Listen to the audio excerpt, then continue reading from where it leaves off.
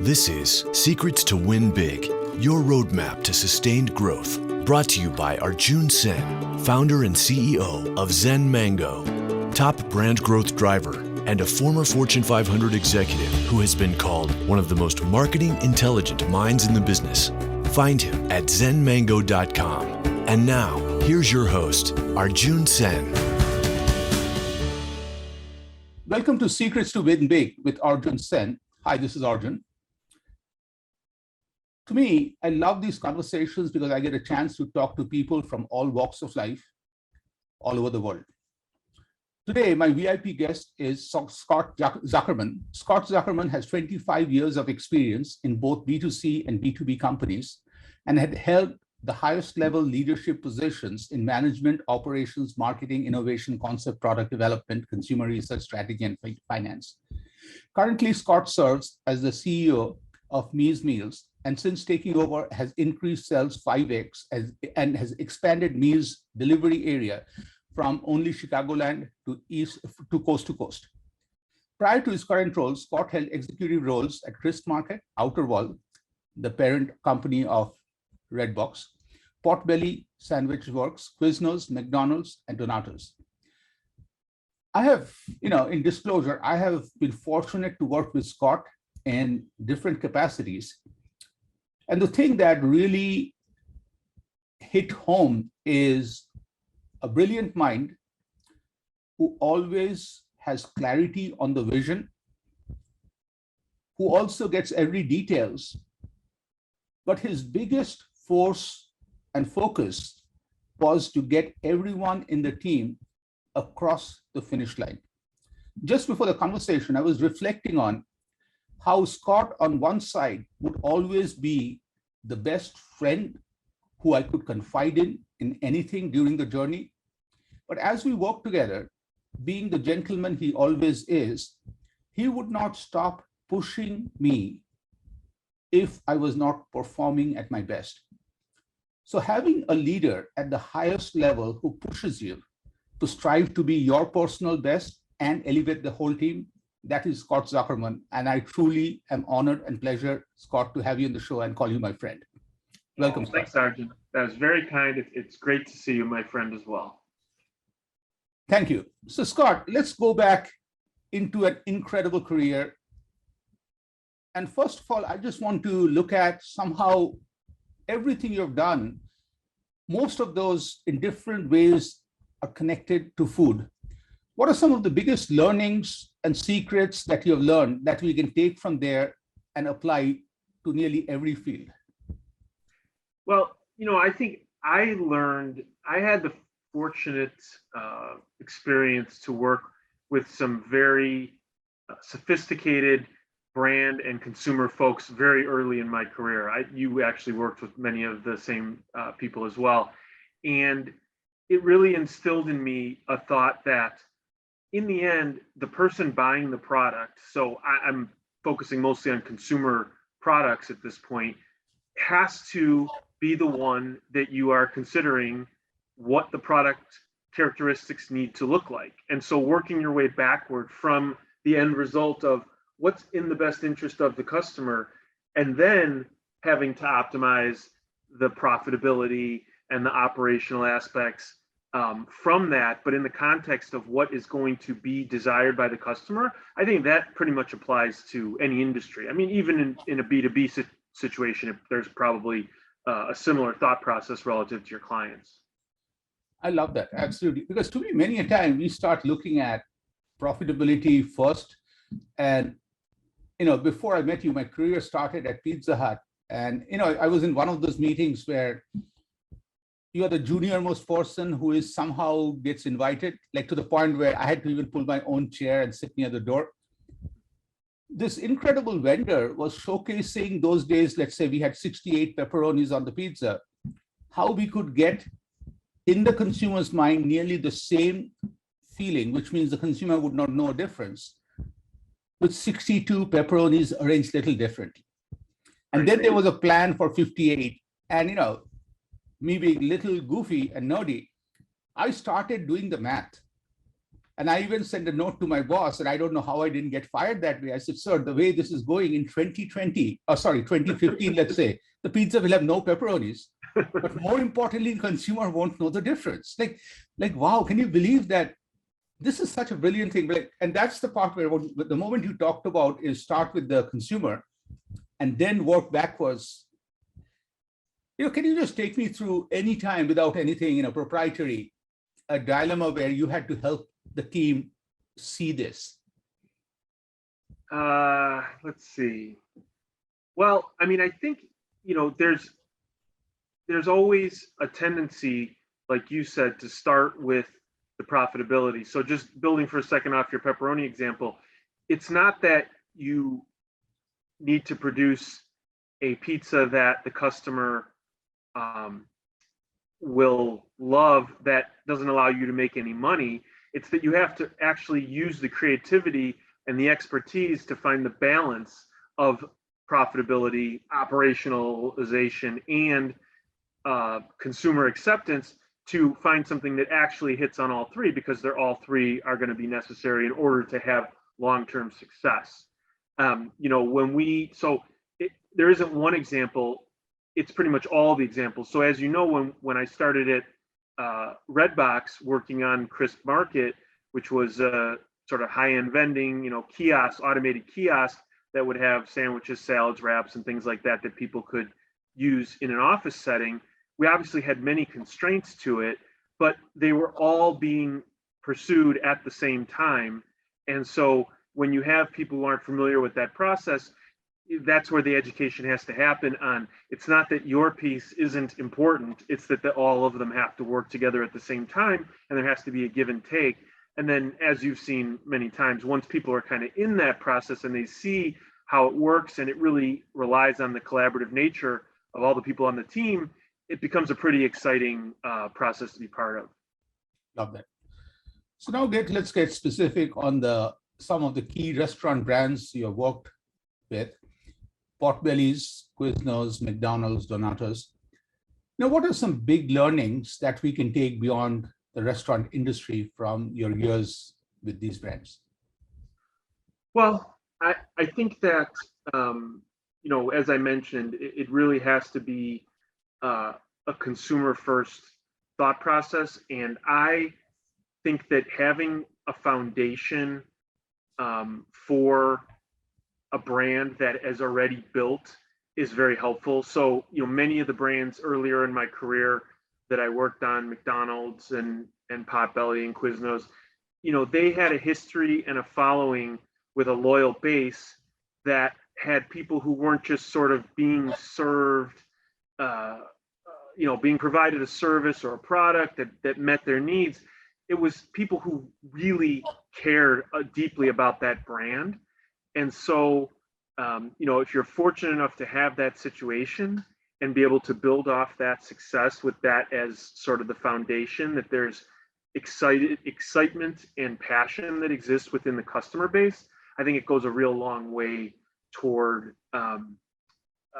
future success. Not to say you can't develop it, but I think, if I'm taking anything away from the early part of my career, I would say I'm glad that I went to work for companies that had this really passionate, loyal following, and was sort of, for later in my career, something that I had as a keen piece of, what kind of brands do I want to work with and where do I want to apply my efforts, because I know what an advantage it is. Wow. I love the way you keep it so simple. Is like, as I'm listening to you, my advice to anybody taking Scott's wisdom is, number one, build a loyal base of customers who deeply care about the brand, and then build on the excitement. So Scott, when you joined any of these brands, all of these are big brands, can you give any example on how you got to feel the connection, for the deep connection customers had for that brand? Because each one of them are different. So what were some of the first steps anybody should go through to get to feel that deep customer connection? Well, I will say, just starting off, it was both at McDonald's, a little bit less to Quiznos, but certainly in Chicago, where I live, for Potbelly, the idea that the things that I'm working on would be newsworthy to an average person was kind of cool. I mean, so, it's not a screen that you necessarily have to have in looking for a job or thinking about a brand you want to be part of, but it kind of goes back to that, passionate base again, in that, when I told people where I worked, if I was at a wedding, I would kind of have to have the floor for about 20 minutes or a half hour, just fielding questions about, for McDonald's or Potbelly, what I was working on and what's going on there and all that. And certainly when I was working at McDonald's doing acquisition work, and it was, before McDonald's had really done a lot of that, obviously, when that first started to come out, it was very newsworthy, and it was, it was very interesting that, that so many people cared about it. And so I used to get a kick out of that. That's kind of cool to check the brand you're working with. When you talk about it, do people automatically give you a lot of time to explain, or they look at you and say, oh, and they move on? So I really think that's a great example. Okay. Yeah, and I mean, obviously there's plenty of great places to work and great brands that, aren't well known yet. But, for me personally, it was always an interesting thing. And then, kind of I've been building to this thought when it comes later to Meez Meals, which is, I initially came in as a consultant and was really interested in trying to raise capital. And when I wasn't successful because of the market conditions at the time, it was a thought that kind of hit me that said, I have never seen, even at these other places I've worked, passionate of a customer base, even though it's relatively small, as I see here at Meez. I've just got to find a way to make this work. And so, financially, it wasn't a great decision at the time, but I knew that being around brands and sort of being able to control my own destiny, and be in an entrepreneurial environment were places that I needed to be. So I figured out a way to try and make it work. Awesome. So that, transitions me to Crisp Market, to Meez Meals. What excites you about the prepared food or meals from scratch, industry? So I think that it really both kind of start with the underpinning of convenience.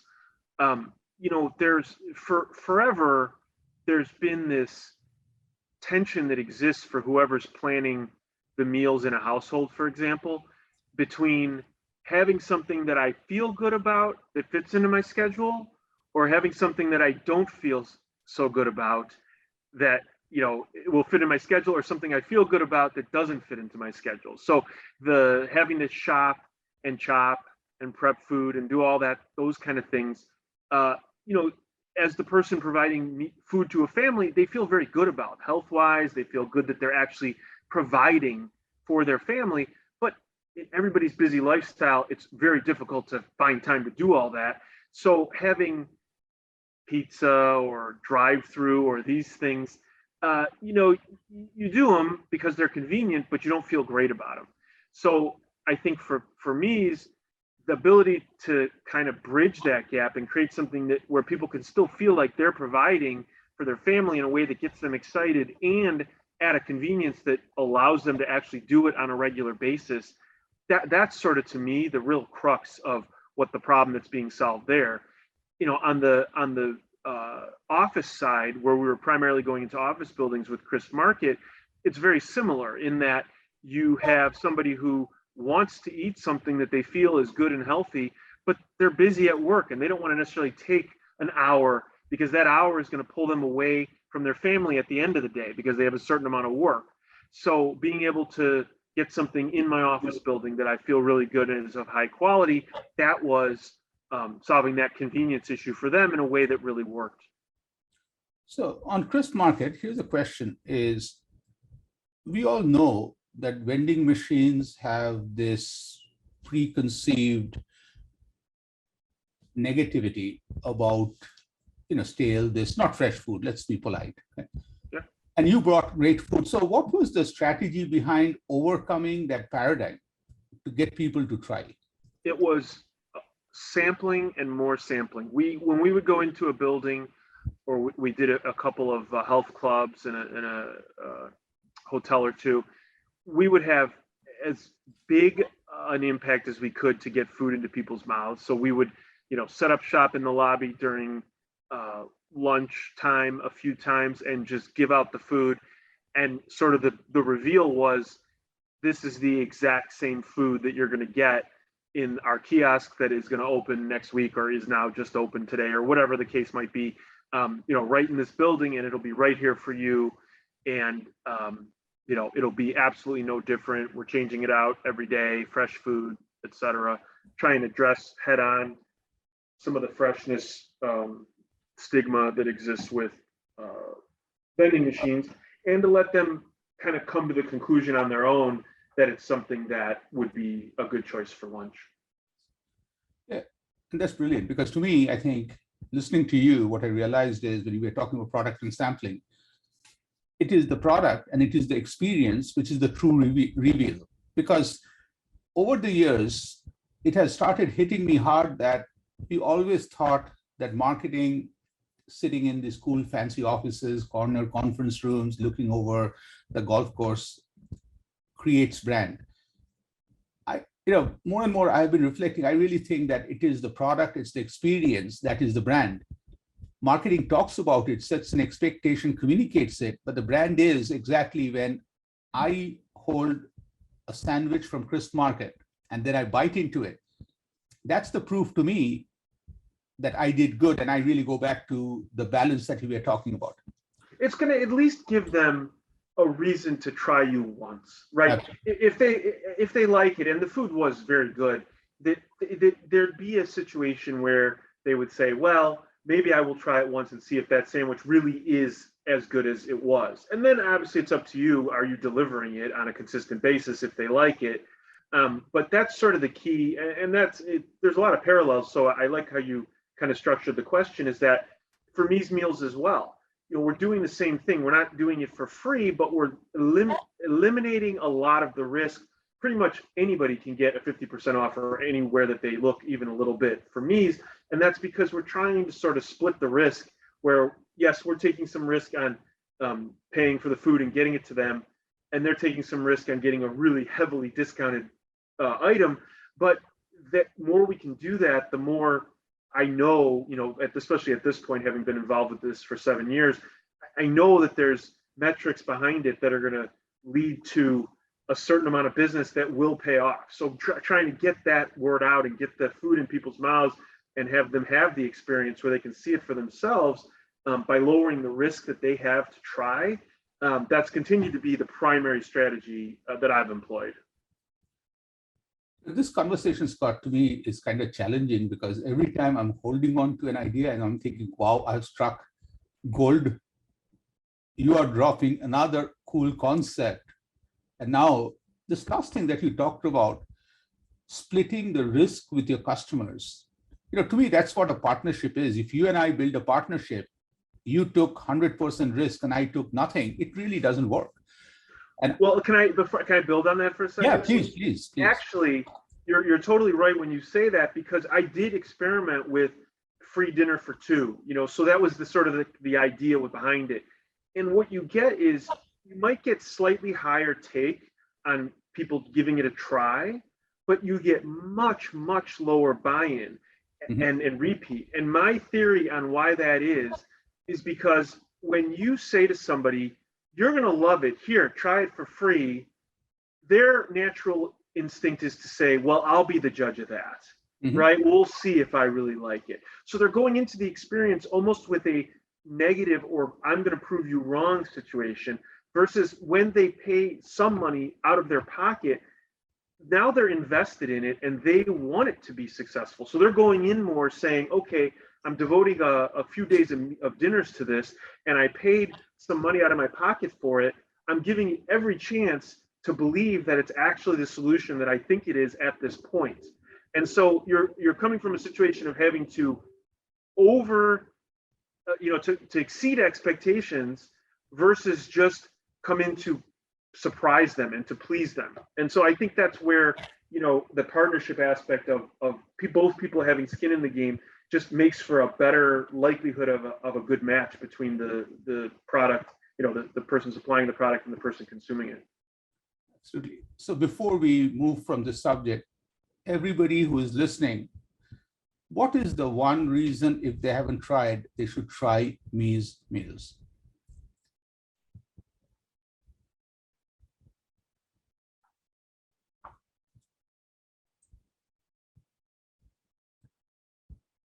Scott? Yeah. Oh, I'm sorry.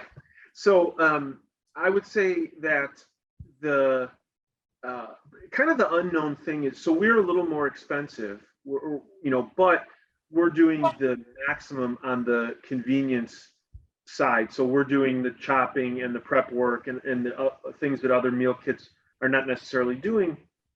So it's a little bit more expensive. So I think the one thing that might hold people back a little bit is the price. But what isn't factored in when most people are thinking about it is the waste. So the food that they waste when they're doing cooking, but also food that's wasted by having to buy the spices for a recipe that never get used, having to buy the food that never actually ends up even being cooked. And so when you factor all that in, I think it ends up being a lot more of a financial win as well, that you wouldn't think at first glance, because you're only thinking about, well, going to the grocery store, this is the cost of it, versus a fully prepared meal kit that comes to me ready to cook. This is the cost, but there's obviously other costs that are included in the whole process. And where can people get Meez Meals from? It's completely online ordering. We're shipping to about 90% of the zip codes in the US right now at meezmeals.com. It's M as in Mary, E-E-Z as in zebra, meals.com. Thank you. So now I want to go into a personal observation of you, and what I've always seen, that you have been a keen observer of consumers, and always you extracted incredibly simple consumer insights that most of us missed, but then you could also connect it to a business win. So as we have gone through COVID, the last 2 years, the world has changed. What are some of the bigger trends that you're noticing coming out of COVID?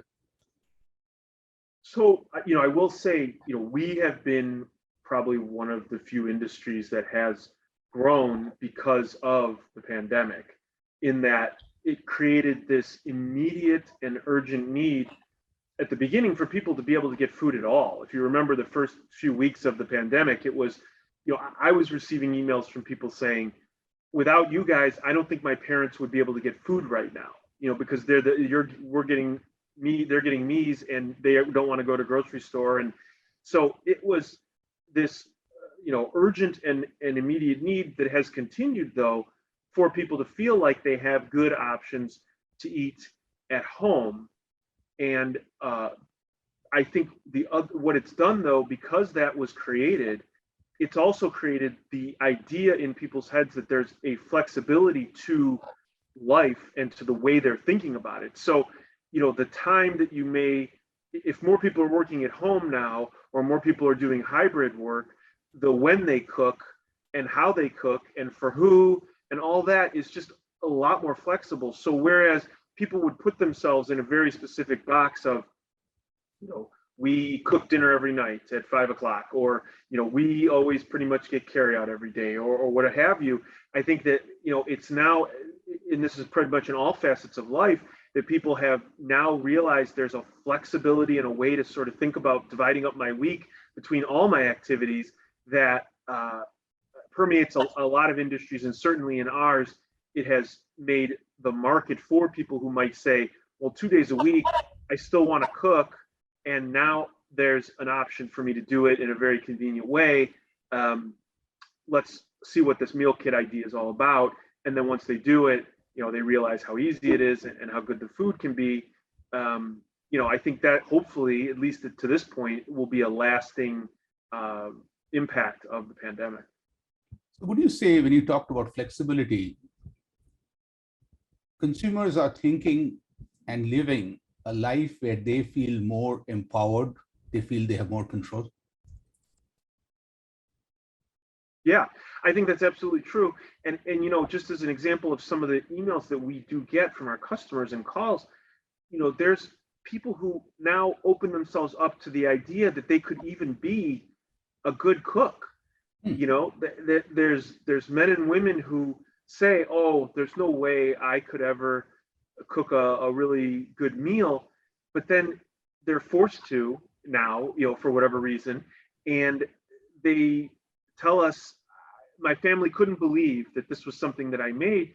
You know, we're teaching people tricks of cooking that they can use even when they don't make these meals, because we lay it out in such a simple way and we give them the ingredients in a way that they're able to do it, and they realize, oh, this isn't complicated. Dredging fish isn't complicated. You know, that it's not that hard. I can do it. And so building confidence for people absolutely makes them feel empowered, if it's using us or if it's cooking from scratch or doing whatever they're doing. You know, I think that it's all part of the shift that's happened in the last few years about people taking control. Scott, that's fascinating. So now I'm going to take the conversation personal. You have been an amazing leader. So now let's say you just walk into this coffee place and you meet Scott, 16-year-old, Scott, 100-year-old, and Scott now. Okay. What would this conversation look like? Like, what would each of them say, ask each other?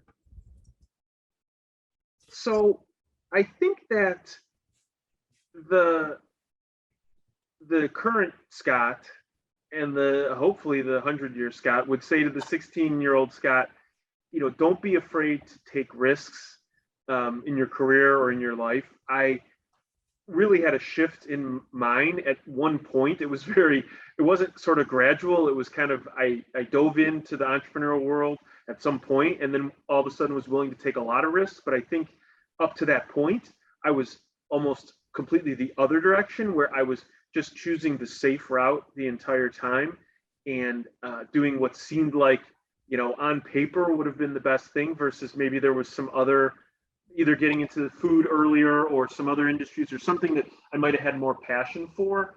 And I truly believe that in the end, you know, how we interact with the other humans is really the most important skill or trait or anything that you can have. And so, you know, I've told my daughters that, you know, who are kind of college age now, you know, the academic field of study, the first job, the career, all that, it really, the thing you should be trying to learn as you go through life is, how do I make an impact on people and get people to want to be with me, work for me, you know, get things done in a team with me. You know, those are the things that I think allow you to really have impact. So I think that would be a big part of what the older Scots would say. And then I guess the current Scott would ask the 100-year Scott if that advice makes any sense at this point. So I like that advice. And, you know, to me, what's I think important behind that advice is, many times we give an advice, but we don't walk the talk. Okay. All I can tell you is your daughters are lucky to get the advice from you, because I haven't talked to you for maybe 5 to 7 years. And this morning I woke up excited. I told my wife, even Clint wanted to be in the call, because the very fact we have been looking forward to wanting to talk to you, okay, just because we miss our buddy Scott Zuckerman. I really think that is a proof what you're telling your kiddos works, and you are the right person to talk about. If we were, you know, going through the thing like, really, do I have to talk to Scott today? Clint, you do the call, or I really think you. So I really think that there's an authenticity that is there in the message, which I really think is very important. Thanks, Arjun. I appreciate it. You obviously have a magnetism and a charisma that also makes people gravitate to you and want to be around you as well. So I was looking forward to it equally. Yeah, I appreciate all your kind words. Yeah, I got that out of you. Thank you. Scott, this has been a fascinating conversation. So to wrap this up, I want to ask you, is there anything we haven't talked about, or are there any questions you asked, like, you know, want to ask me? Because, you know, you asked everything I asked you. It's only fair if you have a question, I would love to answer it. So your call. So I guess I would be kind of curious if you said now, from this point on for the next 20 years of your life? What do you see as the most important things that you want to accomplish? To me, it just is very similar to what you gave your daughters, that advice. I wrote a book a long time back called Raising a Father, about my journey as a single dad. And when I was ready to publish the book, I prepared this amazing marketing plan, which I was very proud of, shared with my daughter, 13-year-old. She listened to everything, stretched and said, "Dad, are we hurting for money?" I'm like, "Not really." She said, "Then why are you being so constipated about this book?" Okay. And Scott, I was not happy. I said, I've seen this in the corporate world that you poo-poo an idea, no pun intended, with constipation. Yeah. But you cannot break an idea down till you have a better idea. Because I really think corporate world, people do that. That is the worst thing you can do. Is I would rather have a half-baked idea than you leaving me with my boss with no idea at all what to do next. She said, "Dad, yes. Why don't the mission of the book be touch one person?" And then I right away asked her, you know how smart I am. I said, "What happens if you touch one person?" She said, "Touch one more." And I really believe that that was the core essence I think I have learned is life is all about that one person. When you connect, do everything you can to benefit the person, help the person anyway, learn about the person and move to the next person. So my life's mantra is that one person and just build on it. And hopefully that person will, as you give your advice to your daughters, would like to spend time with Arjun. So that's it. Well, I read your book. I think it's great. I think you should do a follow-up for all the people that read your first book to give us an update. Yes, I have already written the book, but I'm just getting permission from my board, which is my daughter, and she feels her life is too private. And even the name of the book, just to put pressure on my daughter, is called The Lost Rainbows, because she growing up, every time we saw a rainbow, we would text each other. Oh. So when she went to New York, when she was in Philadelphia, if I saw a rainbow, I would right away message my rainbow buddy, and that's our connection. But as she has grown, her stories are private, even though I've written a lot of these. So she has told me that Gotcha. The board has still not given me permission. Maybe one day I'll get permission. So. That sounds good. That sounds good. Scott, this is a fascinating conversation. I truly, truly appreciate it. And, what is most fascinating about this is at the core, a person stays authentic all his life. Because to me, I think that is the most important thing. I really feel that, there must have been life pressures, financial pressures, everybody goes through, but not changing, being who you are, that authentic person, putting always the brand first, customer first, but more importantly, your values first.